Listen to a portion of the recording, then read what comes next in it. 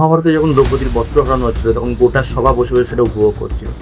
মা কামাখ্যা মন্দিরের এই ভিডিওটা দেখতে এমন গুয়াহাটিতে এখন অম্বুবাচী মেলা হচ্ছে, যা মা কামাখ্যাকে সমর্পণ করে করা হয়, যেখানে মা কামাখ্যা দর্শনের জন্য প্রচুর ভক্ত সমাগম হয়, যার ফলে ওখানে অসম্ভব পরিমাণে ভিড় হয়। আর ঠিক এই ভিড়ের কারণে একটি মেয়ে অসুস্থ হয়ে যায়, নিঃশ্বাসে তার প্রবলেম হয়, তাই সে স্বামী তাকে সেই ভিড় থেকে বার করে পাঁচিলের উপর দিয়ে একটা সেফ জায়গাতে নিয়ে যাচ্ছিল। কিন্তু এখানে এই ভিড়ের মধ্যে কিছু মানুষরূপী রাক্ষস তারা এই মেয়েটার দিকে জল ছুটতে থাকে, মেয়ের হাজবেন্ডের দিকে পাথর ছুটতে থাকে, জলের বোতল ছুটতে থাকে, যার মধ্যে একটি বোতল সেই মেয়েটার গায়েও লাগে এবং মেয়েটা সেখানে কাইন্ড অফ অচৈতন্য হয়ে পড়ে যায়। এখানে ভিড়ের মধ্যে কিছু মানুষ যারা হয়তো কোনোদিন মেয়ে দেখেনি, তাদের কাছে মেয়ের সঙ্গে কোনো একটি ছেলে থাকা মানে সে যেই হোক, তার ভাই হোক, তার দাদা হোক, তার বয়ফ্রেন্ড হোক, তার হাজব্যান্ড হোক বা বন্ধু, তাদের কাছে সেটা যে মজার একটা বিষয় হয়ে যায়।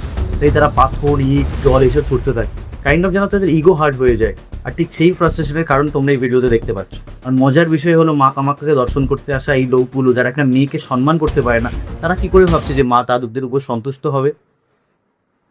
রাবণ মহাদেবকে তার শীষ পর্যন্ত অর্পণ করেছিল, কিন্তু সে একটা নারীকে সম্মান করতে পারেনি বলে তার কি অবস্থা হয়েছিল তোমরা জানো।